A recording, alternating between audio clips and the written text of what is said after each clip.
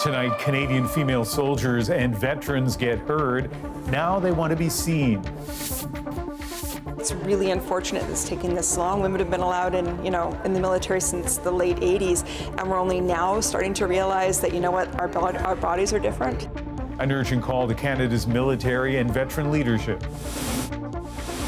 As Canadian police adopt new facial recognition technology, a warning from someone it falsely identified. It was weird. I'm like, so he basically telling me we all look alike. One woman's long journey back to health a year after that deadly highway bus crash. HSC said, well, we do have a lady here and we don't know who she is. Her family's story of survival and hope. From CBC News, this is The National with Ian Hennemanson. New demands for change within Canada's military tonight after the release of a long-awaited report focused on female soldiers and veterans based on the testimonies of some of the women themselves. It shows gaps in care and attention both while they served and in their retirement. The report came with 42 recommendations reflecting the ways the specific needs of military women have been neglected. MPs heard from dozens of women who said the failure to act has both hurt veterans and kept potential new recruits away. Olivia Stefanovic now with a renewed push to treat those women with the respect they've earned, and the response from some veterans leading the charge. When women joined the force, sisters in arms, in a long battle just to be seen. The playing field was never even for us. The healthcare, the uniforms, just about every aspect of service. In the first modern study of its kind, a parliamentary committee looked at the challenges women face during and after service. The Canadian Armed Forces must now take the initiative in these transformations. Despite some progress, the report concludes female veterans remain largely invisible, and their specific needs are often neglected by Canadian Armed Forces and Veteran Affairs. Many veteran women testified that when they wear their medals on Remembrance Day, they're often asked if it's their father's medals, their husband's medals, or even their son's medals. The committee identifies gaps in medical services and equipment not suited for women. It's really unfortunate it's taking this long. Women have been allowed in the military since the late 80s, and we're only now starting to realize that, our bodies are different. The department really has to look at the services, the benefits, and also the entitlement guidelines. The federal government says it will respond to all 42 recommendations geared to recognize women in the military and RCMP and how to improve their working conditions. We have to make sure that women veterans have access to the services that they need based on the injuries that they have. The report also goes into detail about allegations of sexual misconduct, pointing out women are more than 2.5 times more likely than their male peers to be survivors. It is quite terrifying how many of them did experience sexual misconduct. It's important if the people of Canada are going to see us, our government needs to see us first, I think, and acknowledging what so many women have faced and continue to face. Personally, to me, it would be very meaningful. Olivia, you've spoken to several veterans today, many with mixed feelings.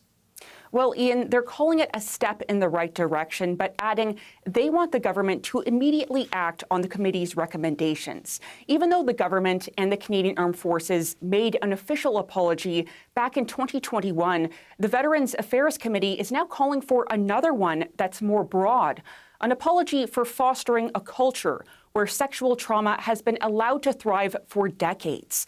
And there's also an emphasis on the dozens of other recommendations, all aimed at simply treating women as equals to their male counterparts.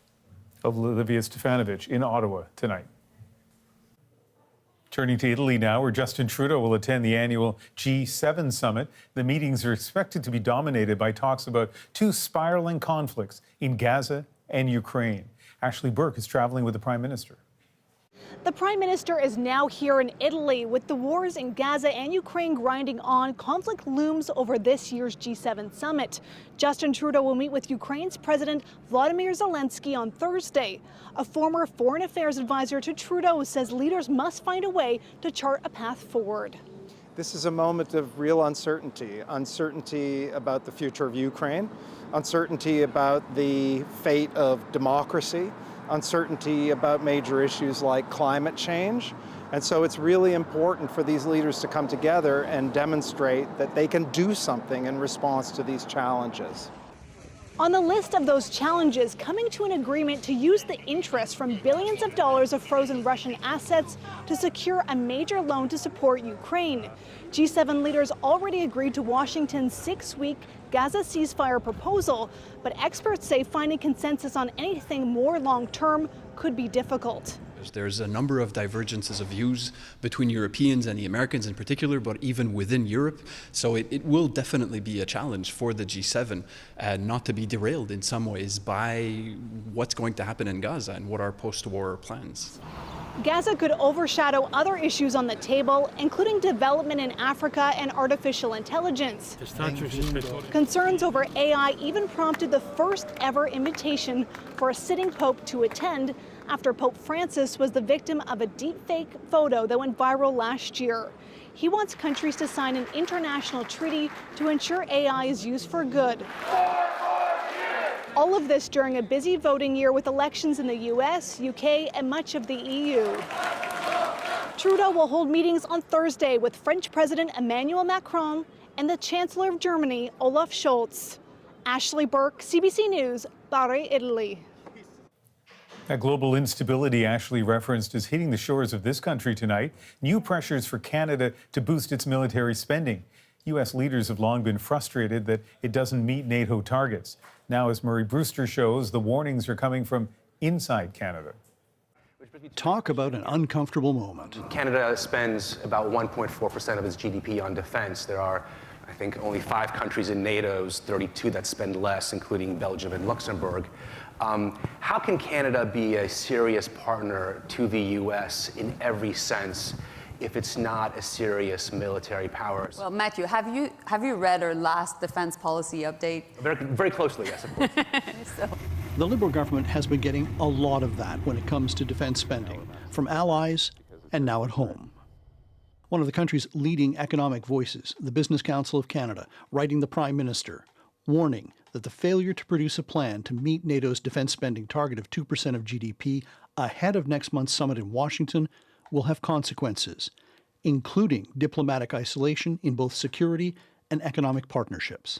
This is an area where we have been called out. It used to be called out quietly in Washington. Now it's being done very publicly. The calling out included a recent bipartisan letter from U.S. lawmakers demanding Canada meet its pledge to hit the NATO target. And if we can see a path towards 2% that's credible, that will go a long way towards strengthening our defense relationship. Ottawa is investing in defense, saying its latest defense policy will get Canada to 1.76% of GDP by the end of the decade, and that more money is coming once projects are costed and approved. I'm convinced that we can be on a path to 2%. To meet the NATO spending target, however, Ottawa would have to spend about $64 billion a year on defense, double what's planned for this year's budget. Aside from the fiscal aspect of doubling the defense budget, there is deep political skepticism. Defense Minister Bill Blair recently said it's hard to convince Cabinet and Canadians that meeting the pledge is a worthy goal. Murray Brewster, CBC News, Ottawa. With all of this attention on NATO, Murray Brewster will be back a bit later to chart this country's rise and fall within the alliance. Canada played a key role when NATO was formed 75 years ago, so what can be done to restore the luster of those glory days? That's coming up. U.S. officials are monitoring Russian warships now visiting Cuba, just 160 kilometers from Key West, Florida.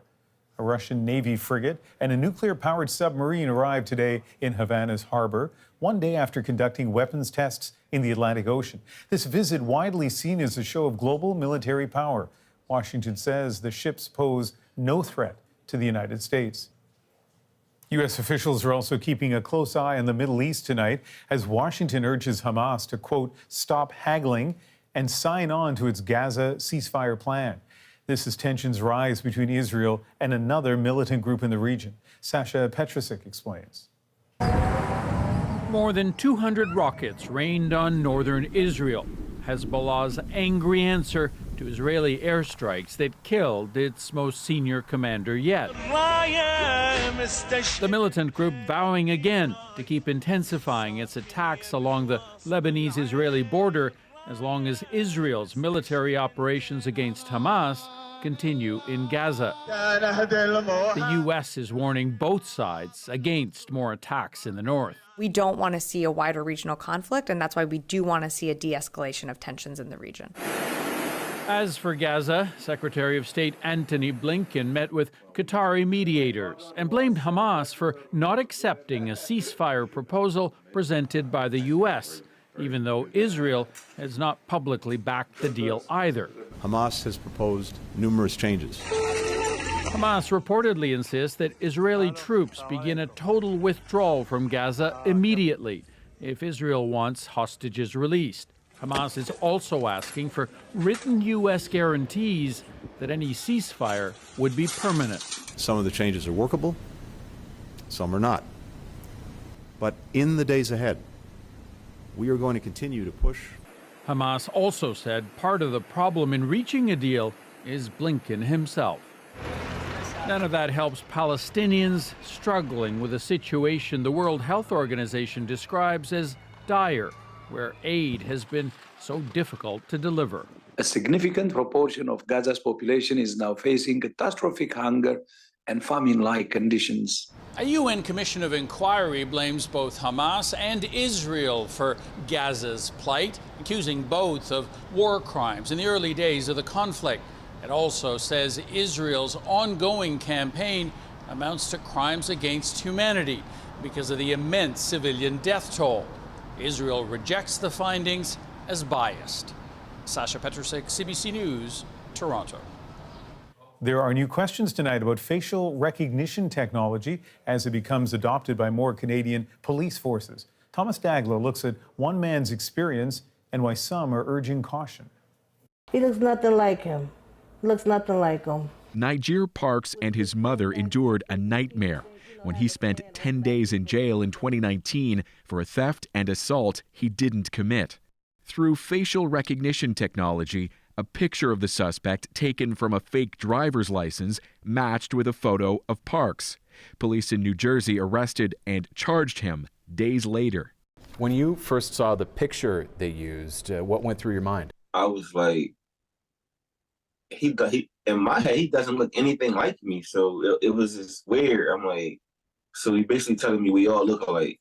The software that led to that mismatch was developed by French tech firm Idemia, and that same facial recognition system has now come to Ontario. What measures are in place to prevent that from happening here? Again, it's the human element to the software in that we're going to look at the match and see if that supports other evidence that we've obtained. Since late May, investigators in York and Peel regions near Toronto have been using the software to compare crime scene images against mugshots from a database. It comes 10 years after Calgary police became the first in Canada to deploy a facial recognition system. We waited until that technology improved for those exact reasons, and that is why we did go with Idemia. Studies have suggested facial recognition software is more prone to misidentify racialized people. In this presentation, Idemia insisted its algorithm has the same false match rate for black or white subjects, male or female. But this researcher has concerns. And because of how high the risks are of a person's freedom to be limited, in this case, it doesn't make sense to use technology that automates the decisions. With all charges against him dropped, Parks has this message for police in Ontario. There's clear evidence that it doesn't work. He's launched a lawsuit blaming his wrongful arrest on the misuse of what he considers biased technology. Thomas Daigle, CBC News, Toronto. News tonight of 3 arrests connected to the largest ever fraud in the Canadian financial services sector. Police in Laval, Quebec say the alleged crimes that took place 5 years ago involved a major data theft and close to $9 million in fraud. Nearly 10 million Desjardins clients were targeted in Canada and internationally. The three suspects are said to have gained unauthorized access to accounts using stolen personal information. A fourth suspect is still being sought.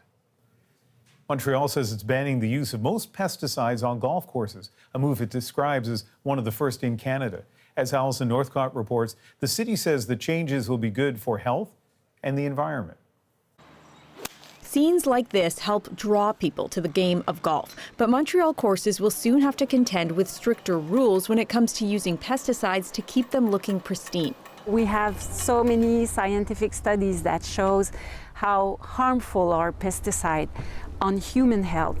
Many types of cancer, of disease.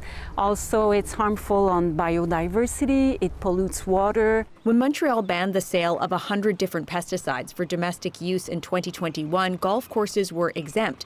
Now that's changing with two exceptions. Golf courses can still use Mecoprop and 2,4-D between mid-April and mid-June, and the fungicide chlorothalonil from mid-October to December 1st. There might be some weeds that we won't be able to attack in the fall. We're not going to have a huge impact, but it's just, times change, and that's something that we're going to have to deal with. This Montreal Golf Club has been experimenting in the lead-up to the new rules. We're thinking about, obviously, the people who are on the golf courses, people who are working on the golf courses, but also neighbors of golf courses and in urban areas and dense urban areas like Montreal. In this case, for example, there are people living nearby. So we don't spread pesticide wall to wall anymore. This golf course owner says the industry has adapted to changing environmental regulations for years, but he worries Montreal's decision could set a precedent for even more restrictions. It could be a scary precedent if some towns don't listen and don't let the golf courses protect their assets. For now, he says Montreal golf clubs can work with the new rules since many of the banned chemicals are no longer used anyway, and as golfers become more willing to tolerate less than perfect grass. Alison Northcott, CBC News, Montreal. More than a year after her shocking health announcement, Céline Dion is now telling her story exclusively to The National. I'm Adrienne Arsenault in Las Vegas, the city that Céline Dion effectively rebuilt. For the first time since her diagnosis with stiff person syndrome, she sits down to talk about what it's been like for her and what's coming. I feel like people, on the one hand, really want the best for you physically, but then they will say, I hope there's one more concert. I hope she sings again. What is the weight of that? Oh, I'll sing again. I'll sing again. That's for sure. The expectation, they deserve to have an expectation. They pay. I'm 56 years old, and for many, many years, I've done a lot of shows.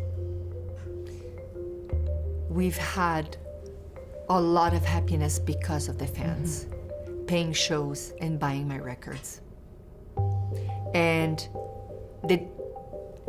they have all the rights to have all the expectation. But if I may say, my own expectation is probably bigger than what they expect from me. When I present the microphone, it's because they're part of me. I was 12 years old when I met them. I probably miss them more than singing itself. My conversation with Céline Dion coming up tomorrow on The National. You can also stream the full interview right now on CBC Gem or the National's YouTube page, or watch it online at cbc.ca/The National. It will also air on CBC television this Friday at 8 p.m., 8:30 in Newfoundland. A ship that took a famed explorer on his final voyage and sank decades later has finally been found. I first said, "What's that?" and then said, "That's it." How an international crew located it in the depths off Labrador. Donald Trump needs a running mate, but what will it take to be his VP? When Trump says jump, he or she says how high. That's it. That's all there is. Loyalty. And a doctor gets a new pet after it mysteriously appears on his lawn. Oh God, what do I do with this fish? We're back in 2.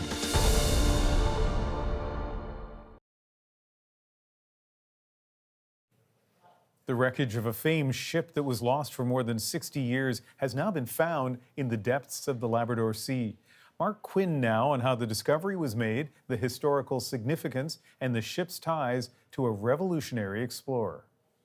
It's a most appropriate name for a famous exploring ship lost at sea for decades, and now finally found, the Quest. I first said, "What's that?" and then said, "That's it." It was so obviously Quest, it was so obviously a ship. Sonar identified it just east of Labrador, lying 390 meters below the surface. Huge amount of excitement throughout the ship. Everyone on our team who was present, you know, it's a sense of euphoria. The ship's significance is tied to its most famous captain, Sir Ernest Shackleton. He was a prolific explorer of the Antarctic, and he died of a heart attack aboard the Quest while in the South Atlantic in 1922.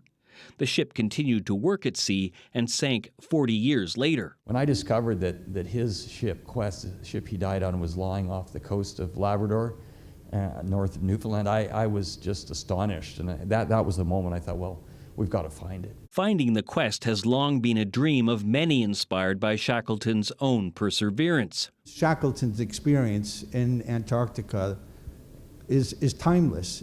We'll be talking about it for another 100 years. And the vehicle to do that today, to make it really tangible for everybody, but especially for young people, is visual images of the shipwreck itself. Geiger says Shackleton lived at a time when the North and South Poles were littered with the bodies of expedition members.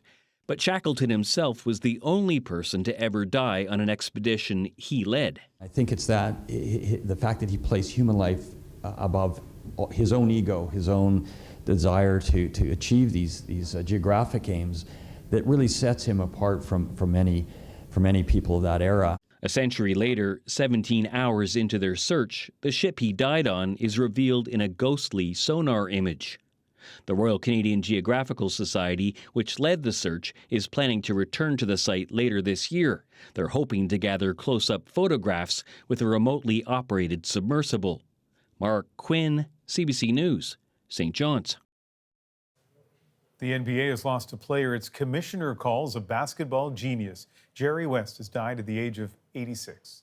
2 seconds, 1 second. West throws it up. The Hall of Famer is regarded as one of the greatest all time. In fact, the NBA's logo apparently incorporates his silhouette, earning him his nickname, the Logo. As a player, he led the Los Angeles Lakers to 9 NBA Finals, winning 1 title. When he became its general manager, the team won 6 more. Nearly 1 year after that horrific and deadly crash, a survivor's family recalls the moments that followed. That it hit me, and I said, I think my mom shot that bus. Her extraordinary recovery after months of rehabilitation. I don't know why I'm alive, but in a way, I thank God. And Canada is set to face more criticism over its defense spending. And we're the only ally, the lone ally that sits in that quadrant of shame. What it could mean for Canada on the world stage. The National breaks down the stories shaping our world. Next.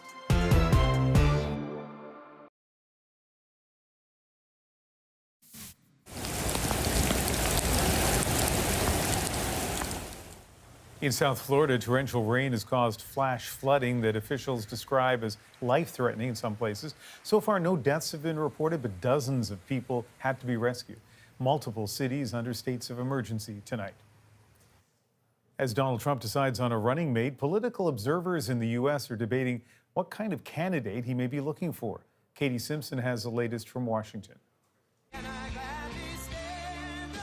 Donald Trump is preparing to welcome a newcomer to the election campaign trail, vetting influential Republicans to become his pick for vice president. Yeah, but I think they'll announce who that person's going to be during the convention. I think that's pretty normal. Normal is not a word some experts would use for this VP search, who describe it as more of a fealty contest. When Trump says jump, he or she says how high. That's it. That's all there is. Loyalty. Trump pressured his last VP to stop the peaceful transfer of power to Joe Biden after losing the election. Mike Pence is going to have to come through for us. Trump and his supporters became enraged when Mike Pence refused. VP frontrunners this time appear to have taken note. I wouldn't put a nickel on them to stop Trump from stopping the peaceful transfer of power. I wouldn't put a nickel on them because they're going to do what he says. Frontrunners, including Senator J.D. Vance, have shown loyalty by attending a Trump court date and retracting past negative comments. My view on Donald Trump, I've been very clear on this, is look, I was wrong about him. I didn't think he was going to be a good president, Data, and I was very, very proud to be proven wrong. While Republican Senator Tim Scott would not commit to accepting election results, still 5 months away. At the end of the day, the 47th president of the United States will be President Donald Trump. Yes or no, will you accept the election results of 2024 no matter who wins? That is my statement. But Trump's supporters argue loyalty in politics is necessary. And what you don't want is to have a maverick out there contradicting you and raising questions. This former Republican governor of Virginia says fears about Trump and his VP pick are overblown. It's just politics. That's just an effort to scare the American people into voting Democratic. The Republican convention will be held in the middle of July. Donald Trump has until then to make up his mind. Katie Simpson, CBC News, Washington. Now it's time to dig deeper into the stories shaping our world. Canada's lack of a plan to boost defense spending will stand out more than ever during a flurry of NATO meetings. You need to put your money where your mouth is. But first, one family's emotional ride 1 year after their mother was caught in a deadly bus crash in Manitoba. They said, does she have any tattoos? And I said, no, my mom wouldn't have any tattoos, but... Relief that she had survived, followed by a long, hard recovery. I don't know why I'm alive, but in a way, I thank God. It's a miracle. But there were challenges every step of the way. The collision with a semi-trailer killed 17 people, mostly seniors from in and around the small community of Dauphin.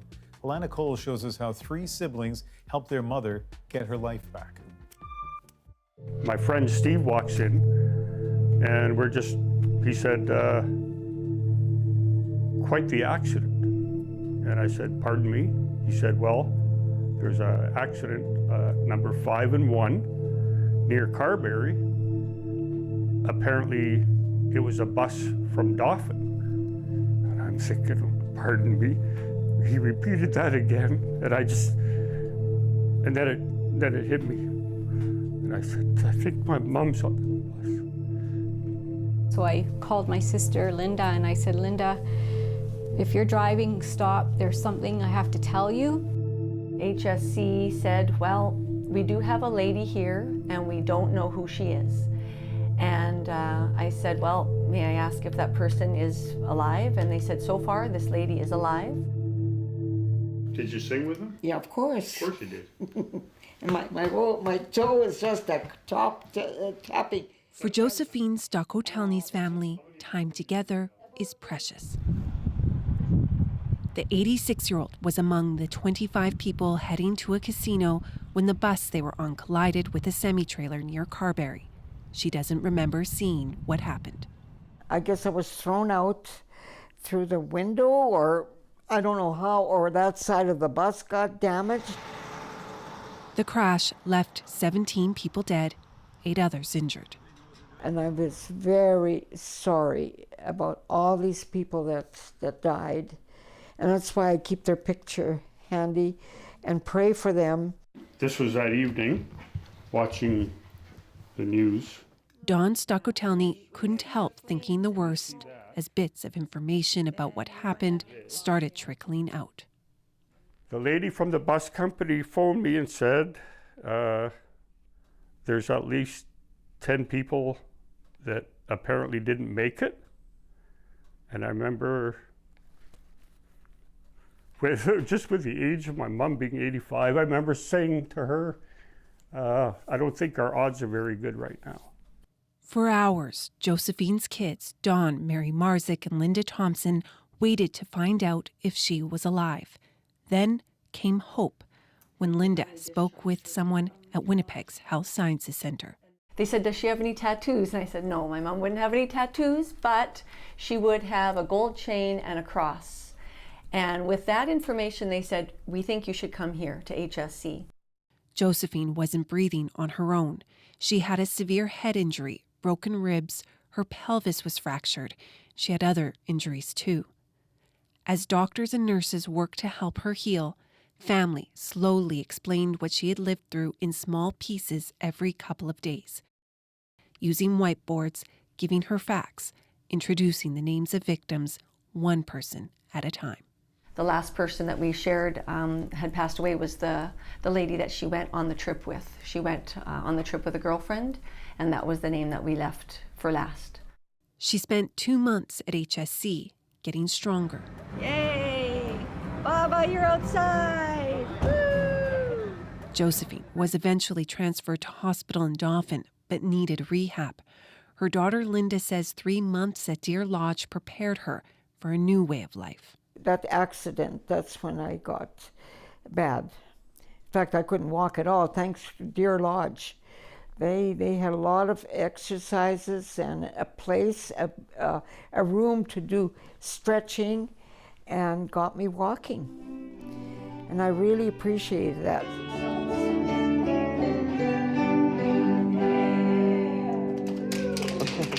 That was such a surprise. Josephine's life is different now. She's in assisted living in Dauphin instead of her own home. A brain injury leaves her with memory issues. I don't know why I'm alive, but in a way, I thank God that I still have my church and I have my family here, and I'm very thankful. I think we are all pleasantly surprised at how amazing she's doing, and everybody's blown away. When you see my mom and she's happy and talking and enjoying life to the way she can now, it's a miracle. RCMP has said dashcam videos showed the semi had the right of way. The investigation continues. I question every day to myself, like what possibly could have happened. But in saying that, I knew the driver personally. We also know his family. And I'm a human being too. I make mistakes. And if he made a mistake, just total forgiveness from our family. It happens every day. It can happen to anybody. The family wants to see safety improvements at that intersection. A year later, they remember the others on the bus that day. We just are so sorry for everybody who don't have the opportunity to be here like my mom is. The family is grateful for all the help they've received on this journey. The moments, big or small, are ones they treasure. Alana, what stood out to you as you've talked to people about this anniversary? Well, when you spend time with Josephine's family, it's clear how they've come together to support her through her recovery, and they're grateful for all the help from first responders to STARS crews to the medical staff. And I've talked with some of those who were involved in the response that day, and they also mentioned that sense of pulling together. And people will come together again on Saturday in Dauphin to mark the 1-year anniversary. They'll be honoring the victims and dedicating a monument to those on the bus. And as you mentioned, the investigation into what actually happened at the intersection continues. Yeah, RCMP say they will speak with reporters tomorrow about the anniversary, but they said that they won't be providing any updates to the investigation. Alana Cole in Winnipeg tonight. Thanks. As G7 leaders are set to meet this week, Canada may face some more awkward moments over its defense spending. We'll put them on a payment plan, you know? We'll put Canada on a payment plan. Why Canada has fallen so far behind its NATO commitment. Next.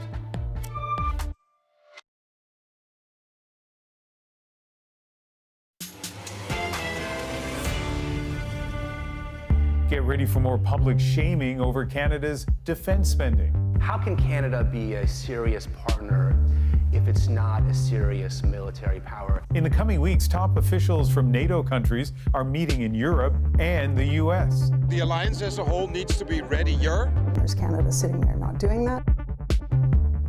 As Russian aggression galvanizes NATO countries, there's a historic echo of the alliance's birth 75 years ago. But as Murray Brewster shows us, Canada's contribution is not what it was back then. Here's another look at his report. NATO, on the eve of its 75th anniversary. We welcome Sweden into NATO at the critical time for our shared security. In many ways, it has returned to its roots, facing an old foe, a resurgent Russia threatening nuclear war. In other ways, it is no longer business as usual. One of the presidents of a big country stood up and said, well, sir, if we don't pay and we're attacked by Russia, will you protect us? I said, no, I would not protect you. In fact, I would encourage them to do whatever the hell they want. You got to pay. You got to pay your bills. Right. With the war raging in Ukraine, Europe is nervous. Some countries have reintroduced conscription and are building bomb shelters. Others are talking about it. Many, like Admiral Rob Bauer, the head of NATO's military committee, believe the West overall has entered a pre-war period. The issue is that Russia has larger ambitions than Ukraine. We know that. And therefore the alliance as a whole needs to be readier because we agreed to see Russia as a threat like the terrorist organizations. While Europe talks about nations being ready for what comes next, Canada's top military commander, General Wayne Eyre, struggles to get attention on the readiness of his own troops. But I will tell you that the military that we have today is not the military that we need for the threats that are appearing in the future. But then there's the issue of how much or how little we spend on defense. And the 2% target is one that we all agreed to. But we also recognize that there are many ways of evaluating one's contributions to NATO. Canada, a founding member of NATO, is now often openly chastised over defense spending and seemingly offside from our allies. How did we get here? Canada, represented by Mr. Lester B. Pearson, gives massive strength to the treaty. We often hear about Lester B. Pearson and his Nobel Peace Prize legacy of peacekeeping. What doesn't get said, and is often overlooked, is the influence Pearson had in shaping the alliance, pushing it to be more than just a military headquarters, with the inclusion of specific language in NATO's founding charter that also makes it a forum for political and economic dialogue. University of Toronto historian Tim Sale says that was by design. In the late 1940s, with the possibility of war looming, Canadian officials were not ready to leave that decision for war to others. And so the Canadian experience fighting alongside the Americans and the British in the Second World War had convinced them that sometimes Canadian wisdom should be a part of the conversation. By the 1970s, détente with Soviet Russia was in the air. A new government and a new generation had grown skeptical of NATO and reduced Canada's contingent in Europe while courting trade with West German Chancellor Helmut Schmidt. Former diplomat Colin Robertson tells us the Prime Minister of the day, Pierre Trudeau, was forced to reconsider. Helmut Schmidt said to Trudeau, no tanks, no trade. And so at that point, Pierre Trudeau says, okay, this NATO really does have value, and he puts significant monies, and we sometimes forget this. When you look at it through the long lens of history, the jubilation over the end of the Cold War was short-lived, as NATO and Canada found themselves fighting terror far outside of Europe. Retired General Ray Hanaud was the last Canadian chair of the NATO Military Committee and says the country's currency has often been measured by what it contributes in boots, not spending. I still support that NATO target, but I don't think it detracts from the respect and the high regard in which Canada and its military is held in the NATO forum, not by any means. And yet, since NATO is, at Canada's insistence, a political forum, the conversation and the political pressure keeps coming back to money, as it did in 2019, when a question I posed to Donald Trump created this awkward moment. Mr. President, Canada does not meet the 2% standard. Should it have a plan to meet the 2% standard? Well, we'll put them on a payment plan, you know? We'll put Canada on a payment plan, right? I'm sure the Prime Minister would love that. What are you at? What is your number? The number we talk about is 70% increase over these past years, including and for the coming years. We are increasing significantly our defense spending from previous governments that cut it. Okay. Where are you now in terms of your number? We're at 135? 1.3. 1.4. We're leading in Latvia. We continue to step up. Canada is a solid, reliable partner. Engaged and destroyed. Canada is leading and helping build the NATO brigade in Latvia, but that may no longer be enough to stem criticism from a possible second Trump administration or European allies who feel increasingly threatened by Russia. New figures from NATO, however, highlight the disconnect and show Canada 6th from the bottom in terms of the NATO 2% metric. Canada's former ambassador to NATO is Carrie Buck. And we're the only ally, the lone ally that sits in that quadrant of shame where we don't either meet the 2% of GDP spent on defense target, and we don't meet the target of 20% of our defense spending on research and development and equipment procurement. So it hits us politically, it makes us a target when the whole alliance is rowing towards this goal of 2% because they recognize that the world is a more dangerous place, and then there's Canada sitting there not doing that. The last time Canada spent 2% of its GDP on defense was when the Cold War was really frosty in the mid to late 1980s. To reach that goal today, the Parliamentary Budget Office says the Government of Canada would need to spend an additional $18.2 billion annually, bringing the defense budget to $64 billion or more. So, has Canada's insistence on NATO being a political forum come back to bite us? We won't get kicked out of NATO, but when you make a point at the North Atlantic Council table, your voice carries less weight because you need to put your money where your mouth is. It's not like the federal government doesn't understand the argument. Chrystia Freeland put it this way when she was foreign minister back in 2017. To rely solely on the U.S. security umbrella would make us a client state. And although we have an incredibly good relationship with our American friends and neighbors, such a dependence would not be in Canada's interest. That is why doing our fair share is clearly necessary. Neither the Liberals nor the Conservatives have committed to a clear plan to meet NATO's goal, saying Canada will work towards the 2% target. Fuzzy language that stands in contrast to the words and deeds of 75 years ago. And Murray Brewster tells us today about a critical voice from within this country. The Business Council of Canada has warned the government that failing to present a plan to meet that 2% target will lead to diplomatic isolation involving both security and economic partnerships. Next, the goldfish that seemingly appeared out of nowhere. Why would there be a fish in the garden? The latest internet celebrity in our moment.